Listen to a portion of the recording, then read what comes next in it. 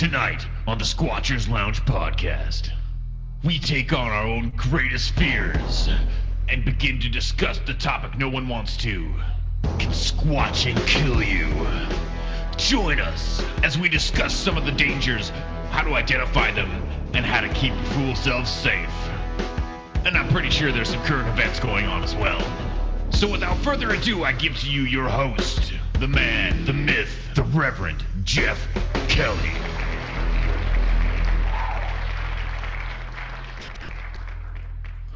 Welcome, everybody, to the Christmas edition of the Squatchers Lounge podcast. I am indeed your host, Reverend Jeff Kelly, and over here to my side, I do have the greatest introduction man on the Squatchers Lounge podcast, as usual, Mr. David Bettorf. How you doing, David? Pretty good. Did a little redecorating. I think my backdrop looks much better now. Yeah, the rock and roll style life coming from Dr. David Bettorf there of the School of Hard Knocks. Absolutely. This week's subject, we're going to be talking about the crazy stuff that can kill you while in the woods. Can Squatchin kill you? That's where we're going to be going with tonight. Now, I have to show, David and I decided that we were going to do our ugly sweater edition podcast, and well, here's mine. Here's my entry to the ugly sweater podcast edition. It's a nightmare. You really do. You got me beat there. As ugly as I thought my sweater was. Yeah, this thing is... Yeah, you really do got me beat there. Yeah, there we go. So let's go ahead and fire down the lights, and we'll get back to the podcast. But you got to at least show everybody what yours looks like. Yeah, in all of its ugliness. See, I love it, dude. It's like the skinny jean version of the sweater for Christmas. It might be a lady's sweater. I'm not sure. It probably is, but it was ugly, and I got it. Hey, it's not. There's nothing embarrassing about having the physique of a woman, David. It's okay. There's a lot of gay men out there that like that. Anyhow, I've seen some seriously crazy stuff in my time, but this week I have to bring this attention up. This week this photo came to us.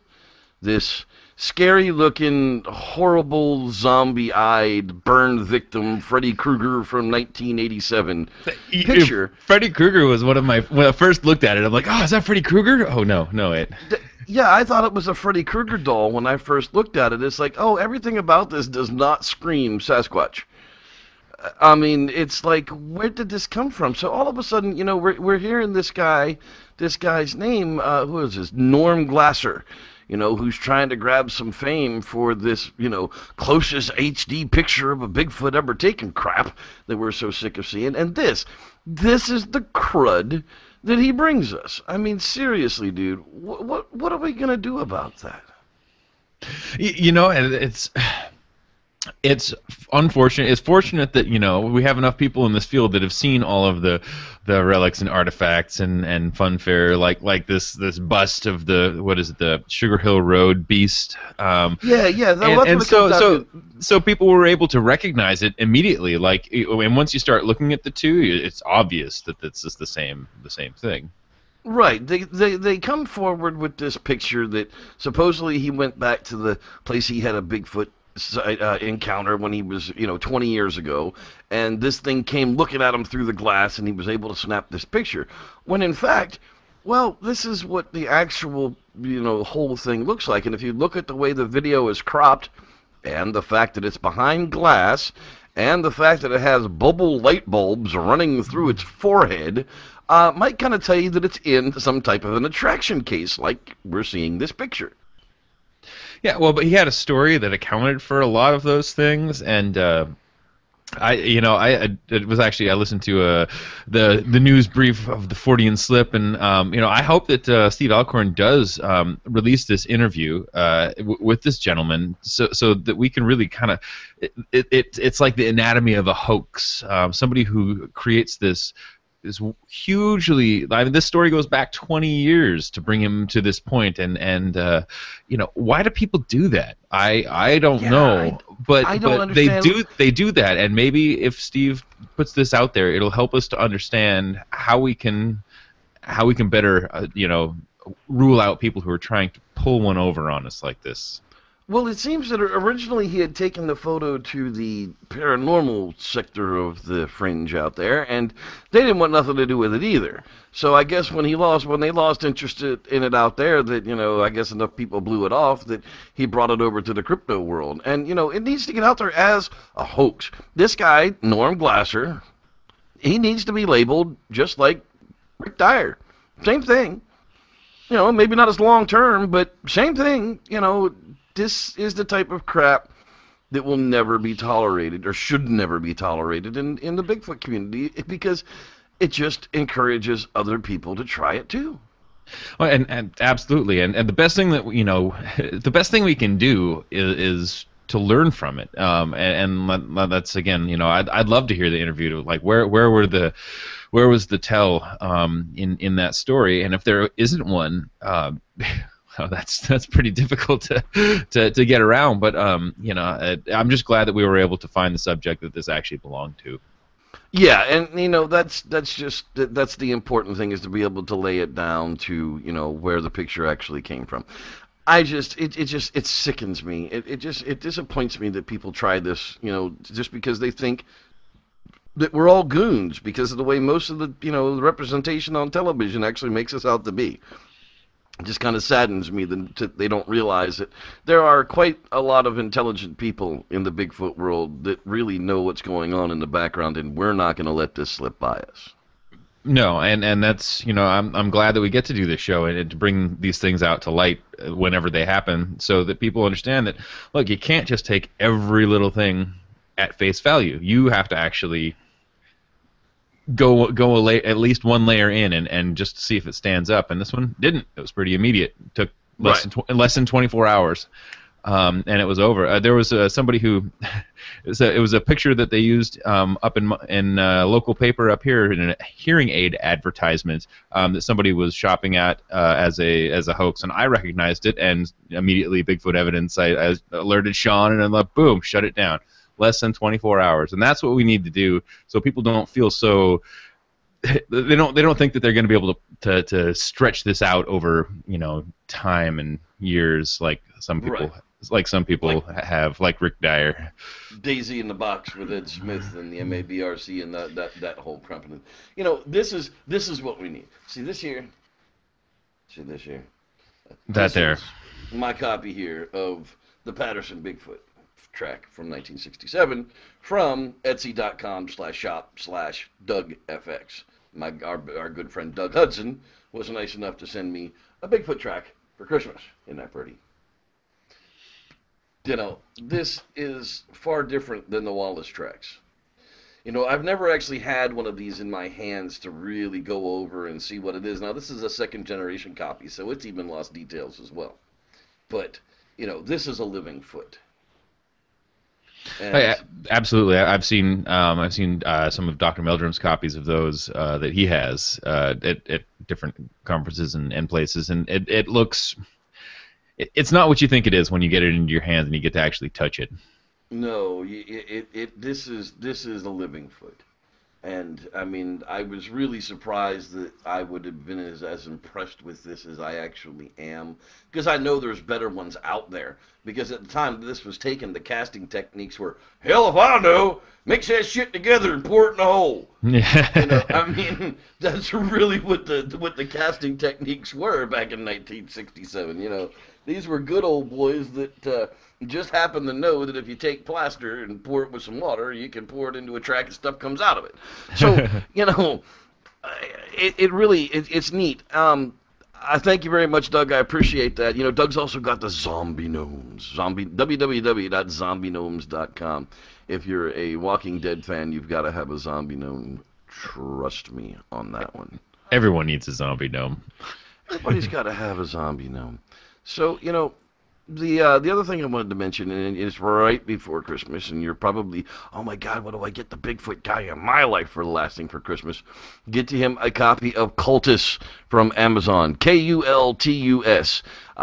Guy Edwards is helping to produce this. It is a really fun read. The storyline is, I'm not going to tell you, it's worth it. The Bigfooter will love it. Check it out, BigfootLunchClub.com or Amazon.com, and search for cultists, and you'll definitely have some happy Sasquatchers on your plate come Christmas time. Okay, so, David, did you happen to see the Squatchin USA blog post comparing them to Sasquatch Ontario? I did. I didn't spend a whole lot of time reading through it. I just happened to see the gist of it. But basically, let's take a quick peek, shall we? Everybody has figured out that I'm not a big fan of Dr. Matt. I'm just not. He's got this thing where he wants to be and has to be on top of everything. And unfortunately for him, he's chosen a really piss-poor example to compare himself against. Because according to, this is now on Dr. Johnson's website. This is not my website. I haven't prepared any of the images that you see here. This is all coming from Dr. Johnson himself, his posting on his blog. He's outright calling Sasquatch Ontario hoax Ontario. And, I got to wonder, as far as the types of evidence that the two of these actual researchers have, God, I just choked on saying the word researcher, they can be compared exactly to each other. And why should we believe one over the other? It is interesting that the types of data that they're putting out there for us to look at are pretty much the same. It's audio recordings of sounds and language, some fingerprints and some handprints, track casts, and some track casts, footprints, and your word for it. I mean, that's literally, as far as any sightings or any visitation or any type of photographic evidence, the only thing we have in both cases are your word. That's what we have. So, how does it help to compare yourself to apples to 2x4s? Because right now you're comparing yourself with apples, and that's great. Both of you could be categorized as hoaxers. I'm sorry to say that, but if you can't believe Sasquatch Ontario with the types of evidence that he's putting out, why are we to trust you and believe you with the types of evidence that you're putting out when they're exactly the same types as what you're saying Sasquatch Ontario is hoaxing, and you're sure of it? It's a really good question for sure. I mean, if I tell you that purple widgets are fake, and then I ask you if you want to buy some purple widgets, I mean, that's the situation that we have here. A purple widget salesman is telling us that purple widgets are fake. Now, the actual sounds and recordings that we're getting from the two areas are totally different. And like one over the other, or like both or neither, wherever you stand on that, it basically argues the fact that one of them is not telling the truth. What could be more Both than that? Both of them could not be telling us the truth. That's right. I mean, there's your side of it, there's my side of it, and then there's the truth in the middle somewhere. That's always the story that we hear. Now, for me, I've already called out Sasquatch Ontario. It's like, until you can provide us with something other than your word, I can't believe a damn thing that you're doing out there. Well, I kind of call out the same thing to Dr. Johnson. Until you give us something, anything. Dude, if you are this close to these animals and they're taking peanut butter and jam and jammy sandwiches out of your dog bowls that you're leaving out there, they're leaving DNA behind. Why don't we have any that we can believe? Why haven't you come forth with anything that can be lab tested and said, yes, this is unknown primate, not Ricky the raccoon or Bobby the rat or whatever the case is out there eating your damn sandwiches? Oh, and After all the time that you've been out there doing this, you bring us back track casts, audio recordings that are great horned owls, are known animals that you're telling us are 800-pound apes running around the woods acting like that. Yeah, and that's the thing, is that if something, whatever paranormal aspects that we try to espouse to these creatures, they're still going to have a mass and a weight, and they're still going to shed hair. And if they're coming into an area, and if you can actually predict that they're going to come into an area, well, then we should be able to find something, even if you want to be non-invasive and non-aggressive. Once they move out of the area, well, help us DNA dart them. Go get it. I mean, yeah, we're not asking you to help us kill one. That's not what we're asking for. Let's get somebody in there with a DNA dart. They exist, people. This isn't a figment of my imagination. They have DNA guns out there that shoot a dart that collects a DNA sample from a subject while being videotaped. It's not that difficult. Let's get that done. Let's not keep feeding everybody a bunch of things that you have to believe me because I'm important and I have credentials. Let's get something mechanical, something physical on him. And I have a question. If a Sasquatch is cloaked and a hair falls out, does the hair stay cloaked? Does the hair have its own cloaking device? That's a good question. I still think that there's about 5. And here's the thing: like people who shove off science they don't want to look at it. You don't even have to go that quantum or that paranormal to get to a point where something that you see disappears. Like, it could be a disruption in your own brain. It can be shock. It could be a lot of things. Like, this could be something that is happening. I'm not going to say that it's 100%, like, not possible, because it is possible. But nobody's willing to go and look at how to test that, or how to, or looking at the actual causes for what could take something out of an image for you, or what could, but a physical thing cloaking itself isn't really going to happen. It's going to be in your brain. Look, camouflage is one thing. Okay, you see something, you turn an angle, and it's gone. Where did it go? Well, it's probably got a strange angle on you, and you can't see it anymore. Move another 5 feet, and guess what? The world changes again. Move another 5 feet and close one eye. Guess what? Everything looks different once again.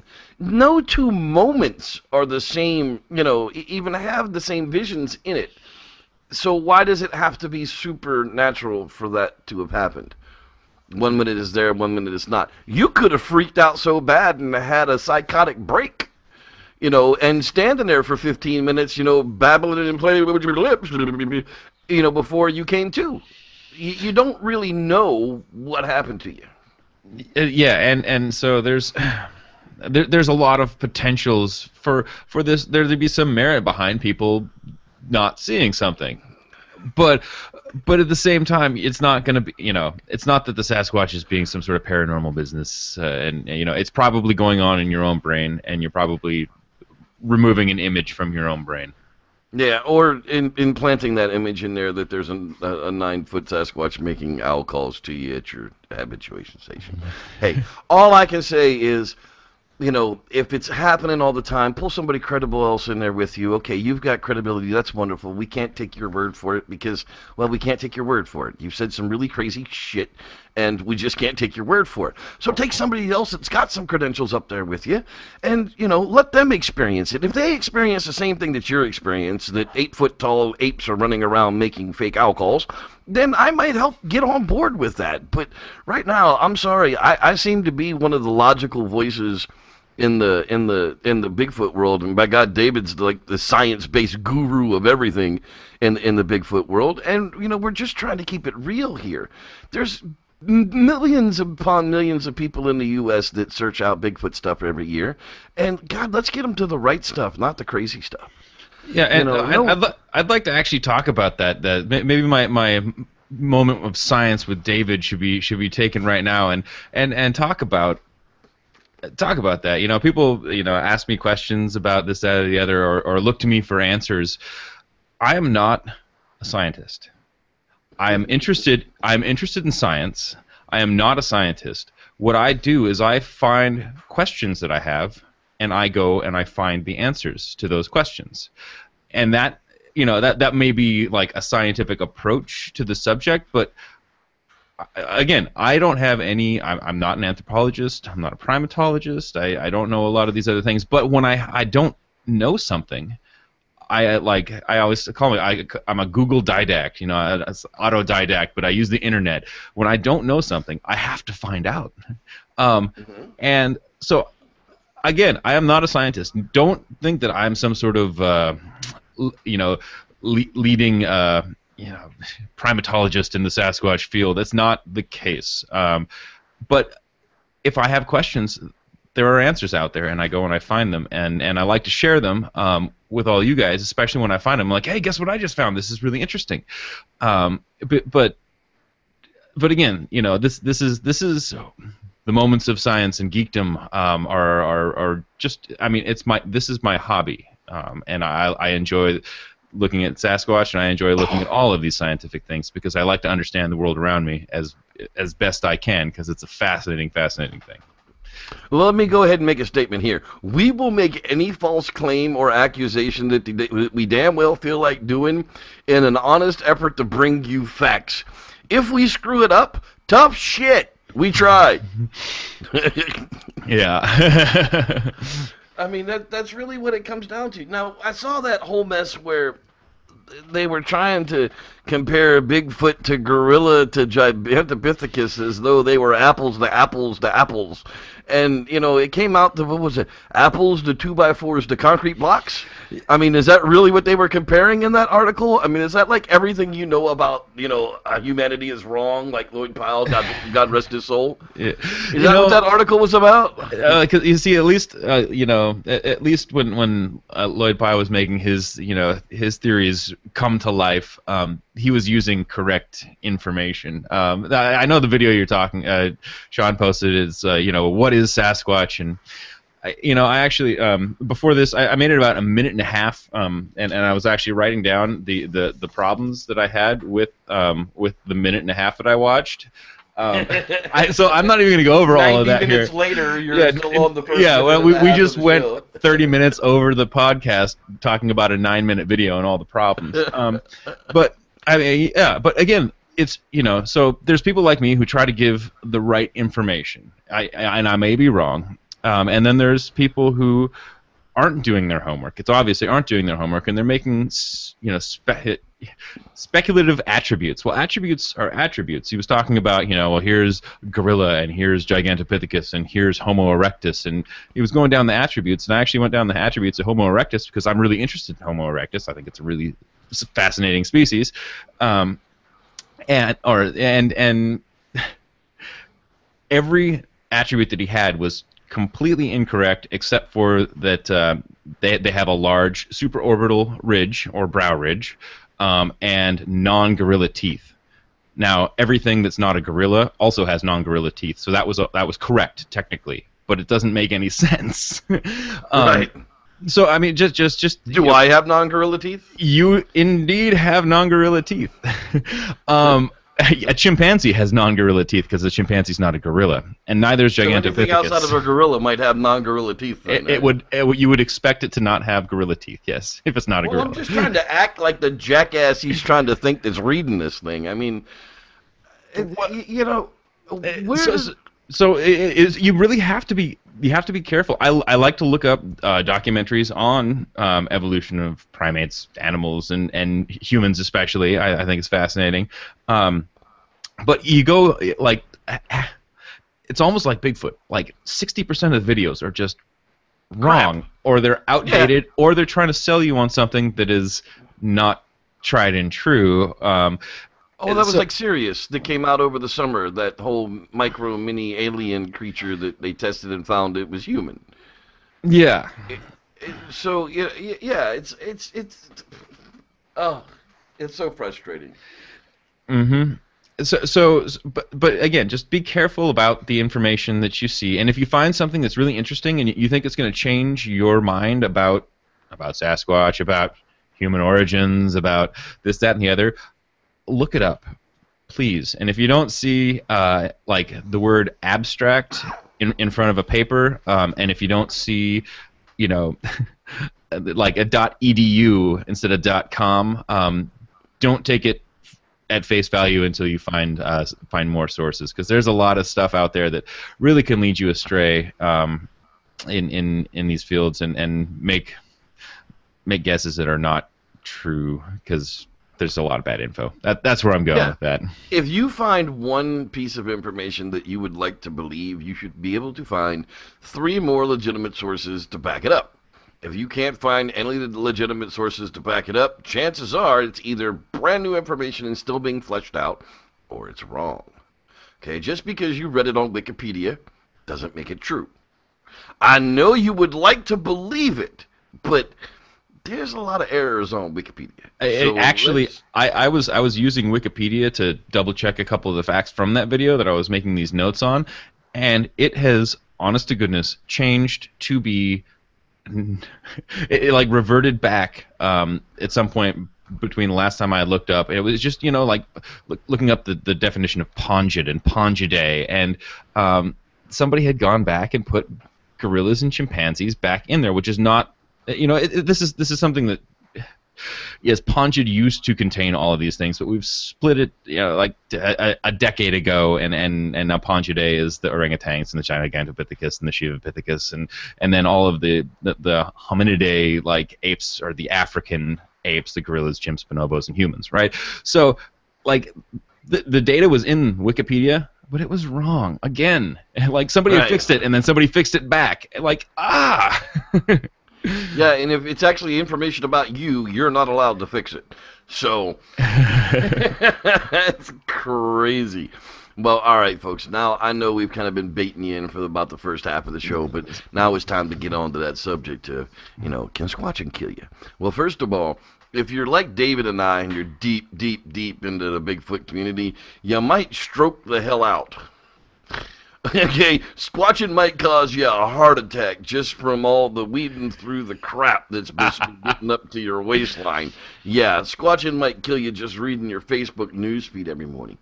But, I hear people all the time, and I don't hear them, I read them all the time stating, well, when we go out into the woods, we don't take any type of weapons with us. We don't take anything that might be, considered, dangerous by the friends of the Bigfoot people and the forest people, because, we don't want to scare them off because they trust us and all.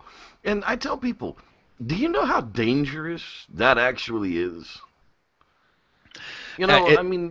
You're taking your life in your hand the moment you step out of a car anywhere near where wildlife might be. This is true, and especially, we've talked about, you're probably choosing the types of places where large mammals are going to be because you're trying to find a large mammal. It would make sense, right? And so these are the dangerous things that live in the woods. You're looking for it. Right. Well, let's start out. Let's start out with something light. All right, so we're gonna go up to the Rocky Mountains and we're gonna go on a stupid skateboarding adventure. All right, so here we go. We decide that we're going to take our skateboards and we're going to go skateboarding down through this wildlife area. So it's no big deal, a bunch of kids doing stupid shit, going faster than they should because their head's going to crack open when they crash anyhow. When all of a sudden, coming down around the corner, wham! Out comes Bambi and knocks your dumb ass off of a cliff. Here it is in slow motion. Oh, took him right off the bike, or right off the skateboard, man. I mean, just wiped them both out. They're gonna die. People. It's not even the dangerous animals that you got to watch out for. It's all of them. Like, anything can happen at any time. You have to be careful. Honestly, barreling down a road on a skateboard is maybe not being quote unquote careful in the first place. But you don't expect a deer to come out and contact you in the middle of the road. That's pretty much for sure. Okay. Well, here's an example. Let's go out and let's take a look at Bambi's dad. Oh, isn't he cute? Oh, wait. Hello. What's going on here? Hey, dude, put the camera down and get over here and friggin' help me, please. I mean, that's crazy. Filming?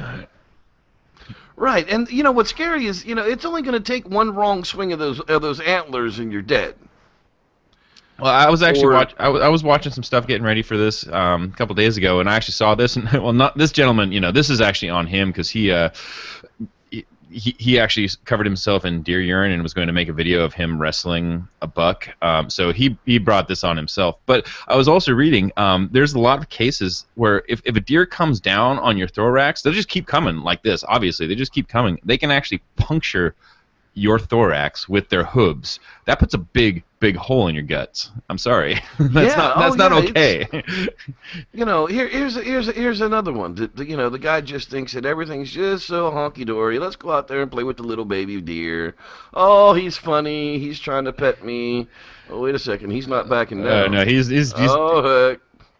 He's serious. Fat man down. Fat man down. I mean, I know how that feels, bro. Once you're down like that, we can't get up. Just getting his ass beat by a baby deer because he thought it was funny to go out there and mess around with it. But again, look, the tactic is to take the hooves and try to push it into the soft parts. It's scary. This is something. This is more serious. It doesn't look serious, but it's serious. Oh yeah, this deer is not clowning around. It took enough danger that it's actually trying to inflict wounds. I mean, yeah, that thing ain't playing, dude, and it's not backing down. No, it's going to keep going and going and going, until somebody else steps in or it gets frightened off. I mean, so you're out, everybody thinks it's all great, and you're out squatching in black bear territory. People don't realize how fast black bears are. Well, here's a really good example of how fast black bears are. I mean, he's chasing homeboy down. There's no doubt about it. He's going to get caught. Yeah, and that's like a saunter, Yeah, I mean, if he didn't have a truck to jump up into, that black bear wasn't backing down. He was going to come get him. There was no doubt about that. That thing he was hunting him down. Well, what's going to happen to something like that when you get caught? Well, unfortunately for you, you end up like this poor guy. You end up as food. Now here you are, you're out squatching, and you think it's all honky-dory and everything. And Mr. Black Bear, this is a big brown bear, but Mr. Black Bear comes wandering into your camp and decides he doesn't want your food, he wants you. What are you going to do about that? Exactly. And, this guy does, somewhat of the right thing is he lays down and he just, he's not covering his head and neck like you're supposed to. But, the scary thing, this guy is going to get, mauled pretty bad here. And you possibly could die in a situation like this. Eventually they came in and they tranquilized the bear because this is at a zoo, obviously. This is more stupid human tricks. He jumped in there to go be with the bear. Right. And this is there's a lot of reasons why you don't want to do that, especially in a zoo when understimulated animals get really aggressive. But if a black bear attacks you, instead of laying down and playing dead, covering your head and neck, they suggest you fight back because the grizzly bear is going to try. It's trying to claim territory. It's just trying to show dominance. It's just messing you up. A black bear is going to eat you. So you're supposed to fight and fight. Right, because it's not going to back down from you. It's definitely going to eat you. It wants. If a black bear attacks you because it's not aggressive, it won't be for aggressive territorial purposes. It will be for food purposes. So you have to fight back. Right. Now, mountain lions are the same way. Okay. If a mountain lion gets a hold of you, the only thing you can do is beat it until it's dead. I mean, but these things are so fast and they are just so vicious. People don't take them seriously as they should. An 80-pound cat will take a 200-pound man off of his feet in the blink of an eye. Oh, absolutely. I always think, I mean, imagine your house cat, blown up to 10 times its size. That's frightening. I know, well, at least one of my cats would be terrifying. But because cougars are more closely related to your house cat than they are to leopards and lions and things like that. But they're a huge, powerful animal, and the thing that scares me about, like a bear is going to give you warning, or it's going to give, it's not stalking you, it's going to run across you, and this is a silent problem where you don't know this thing is there until it's latching into your throat. Exactly. You've got pounce 1, 2, and it's on you, and usually from above, and it could just be a drop out of a tree is all you won't know until it's actually on top of you. So that's why these are the things that these guys and mountain goats are the things that scare me the most when I'm out there. Yeah, mountain goats are nothing to play with. Well, I do have one more that I wanted to bring up tonight, and I'm going to set this one up. It's habituation time. You really do have five Sasquatch family living in your backyard, and you really think that you've habituated them enough to where you can approach them and have some interaction with them. So the closest thing that I could find that was going to, emulate such a thing was, the mountain gorillas.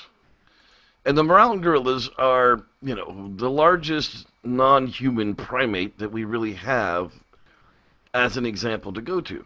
So, here we've got Billy Bob, and he's just out there in the woods with the gorilla, and he's decided that he's going to get close to him and hang out with them, and eat their little food, and, he's trying to be Diane Fossey, I guess it was, right? Or was she the one with the chimps? I always get them confused. Diane Fossey was the gorillas. Gorillas in the mist. So I got it right this time. All right, yeah. I learned something from David. Hell yeah.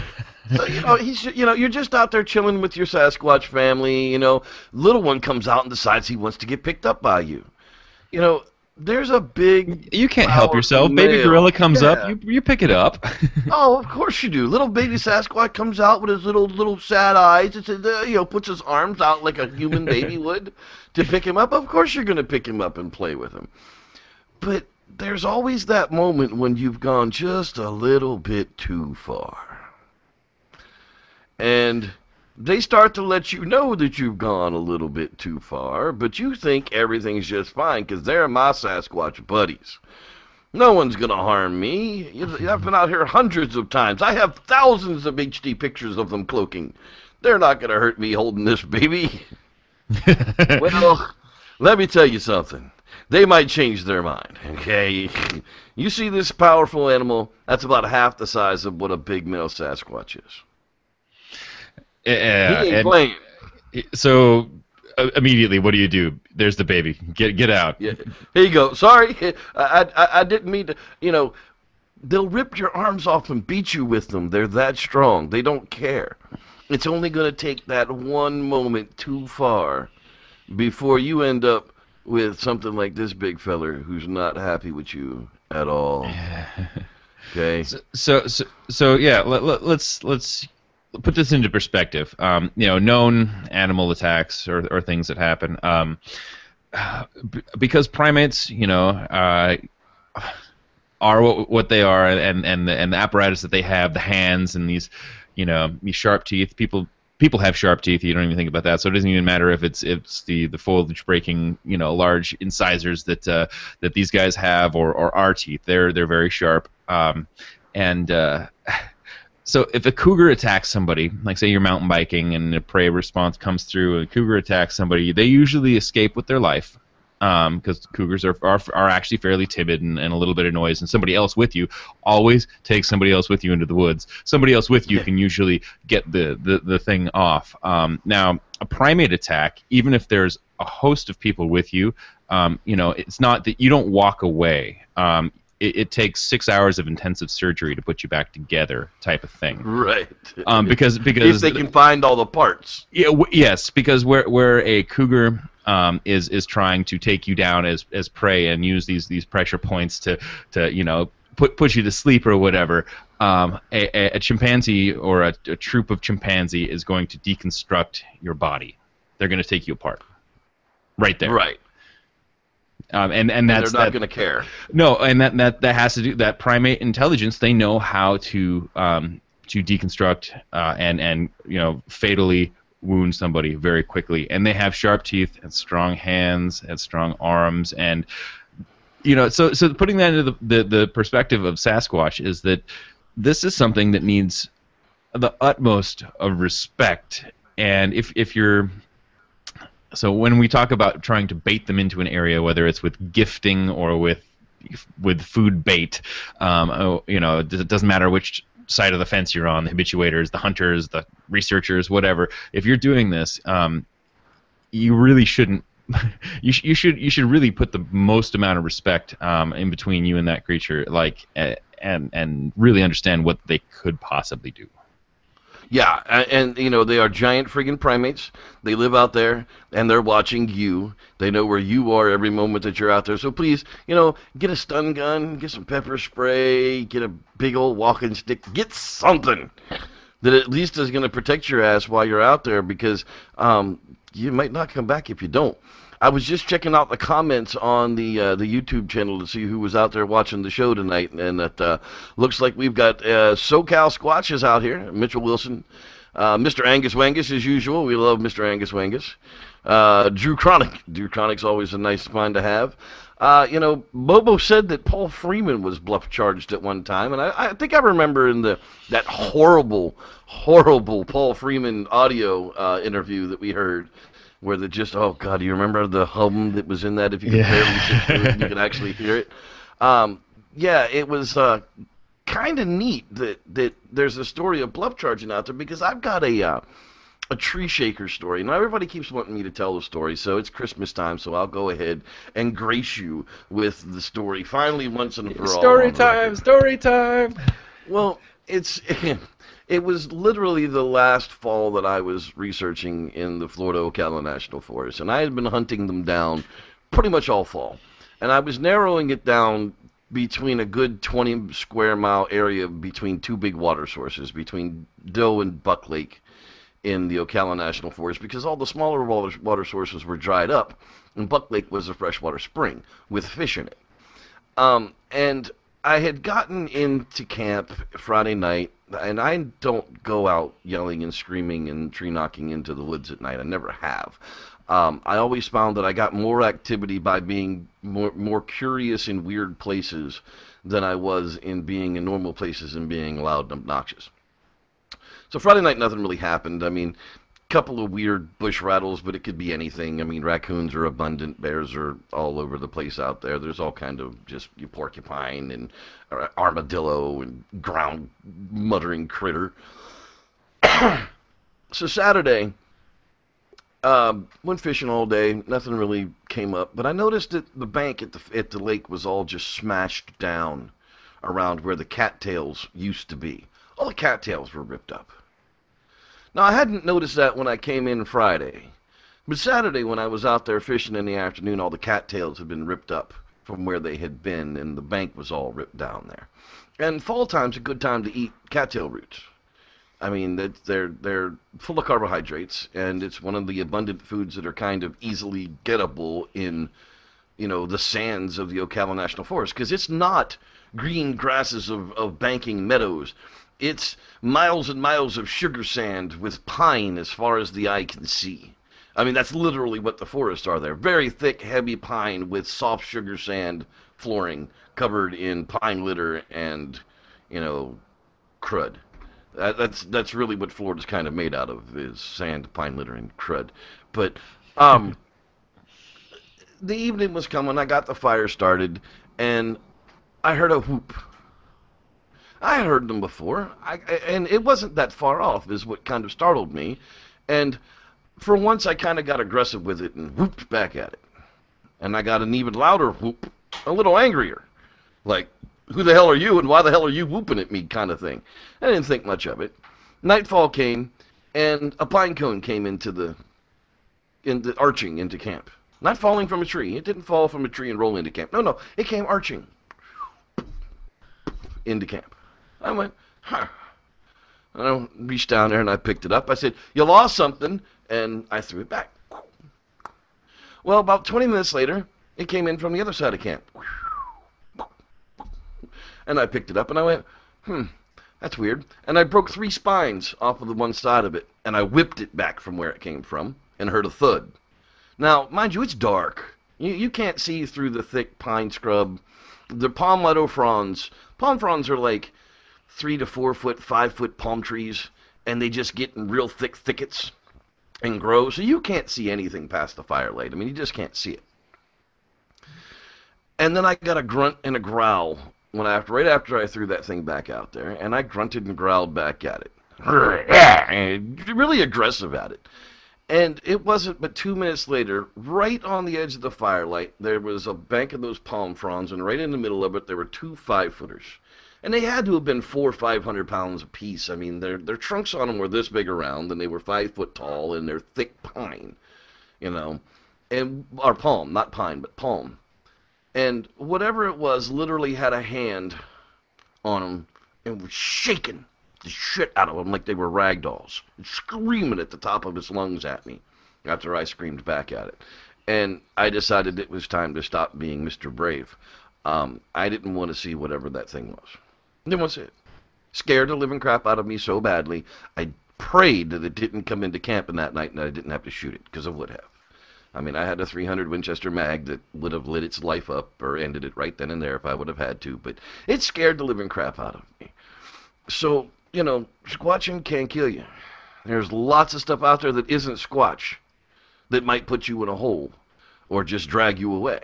So at least take enough protection to ward off the stuff that we know and can prove is out there, let alone the 8-foot primate that you're out there trying to habituate with. Exactly. Nicely told, sir. Yay, story time. And Merry Christmas to all, and may the Squatch be with you. Good night. Yeah, no, but you know, we talk about all the living things that can kill you out in the woods, but there's a lot of other dangers out there, and I think we should touch on them just briefly. Yeah, go for it. Because I go out and I go on some intense hikes that are off trail and some really dangerous areas, and it's really easy to just get hurt, or to get lost, or all of these things. Like I try to I try to take GPS with me, use these safety guards that we have, don't take unnecessary chances. If it's just you and one other person, well, like, one of my hiking buddies is way smaller than me. He's not carrying me out.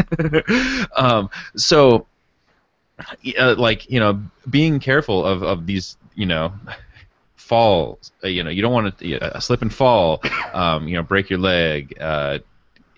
Cold and wet, you fall into a stream, it's 40 degrees out, you got about 2 hours, no matter where you are, no matter how hard you're working, you got about 2 hours before you're going to hit hypothermia. So know where you are, know where your outset was.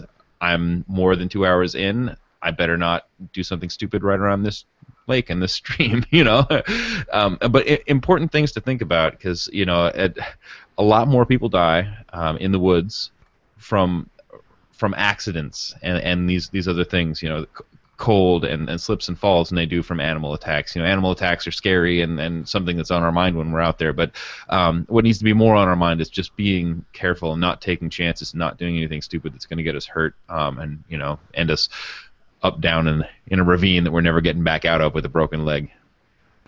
I was out squatching in Tennessee, not this summer but the summer before, and I came down with a bladder infection while I was 7 miles from the car with 2 guys. And we were out squatching, and it literally took 11 hours to get me back to the car and get me to some help. Because 7 miles with a guy who weighs 240 pounds out there with 2 hillbillies that weigh 120 pounds each soaking wet took a little while to get my crippled ass all the way out of the woods back to the car. So you've got to be able. I mean, people knew where we were, knew when to expect me, knew things were, weren't right when we didn't make contact at the right time. And, thank God I was out there with people, because had that happened to me while I was out there by myself, I probably wouldn't be here right now. And that's another really good thing. If you're going to go out, make a plan, stick to it. Tell your friends, tell your wife. Say, hey, I should be back by 4 o'clock. If you're not back by 8 o'clock, well, then people have cause to worry, right? So exactly. those are important things. So everybody, have a safe New Year. This is what we're about. Get out there, go have fun, but be safe and protect yourself. That's right. Squatching can kill you, but it's a lot of fun. Camping with a purpose is what I like to call it. Get out there, get camping, enjoying the wildlife, enjoying the wilderness. Just be smart about it. Be safe, and, everybody lives to go squatching again next year. Now, this is the time of the, we bring this up every week, the facebook.com/groups/S-Lounge, and you will find the Squatchers Lounge Facebook group. Mitchell Wilson and myself and Alita Schultz, Kip Morrill, and of course David Bettorf are your admins out there. A gazillion friggin' people come there and post every day. Oh my God, if I listed everybody else would be mad. If you have not seen Kip Morrill as Rick James, you must go and check out facebook.com/groups/S-Lounge and see what he had to say about that hoax. And really, David, I got to say thank you, buddy. It's been a great show. This one was one of my favorites, actually. I love Christmas time. It's always a good time. You had nothing to say to that. Look at I know. Like, well, where's he going to here? Just like, dude, you know better than that. Yeah. This is whatever. Bah humbug. I'm not. You're not. Well, Hanukkah's over. It doesn't matter. It's allowed to be Merry Christmas now. Yeah, we're gonna take next week off because it is Christmas Day, and I'm not gonna drag David on the airways. But you never know; we might do something impromptu between now and then. Look for us for New Year's Day. New Year's Day, David and I are gonna give you something better to watch than the stupid parade because we're doing the Bigfoot Year in Review. That's right, you heard it right here first. David and I are gonna sit down and we're gonna discuss what we feel were the biggest Bigfoot stories of the year and what our opinions really were about those stories. So sometime, I'm not even sure, we haven't even figured out. Look, keep an eye out on facebook.com/facebook.com/S-Lounge podcast, and you'll get to the fan page, and we'll announce what time that's going to be New Year's Day. We haven't quite set the time for that, but yeah, the Bigfoot Year in Review. I'm kind of jacked up for that. It should be good. It's the year of the Sasquatch. Well, it was sort of the year of the Sasquatch. It should have been a better year of the Sasquatch, but yeah, it kind of was the year of the Sasquatch. Well, we'll talk about it. Exactly. So with that, folks, we want to say thank you for watching the Squatchers Lounge podcast number 40. I'm Reverend Jeff. That's David Batdorf. And may the Squatch be with you.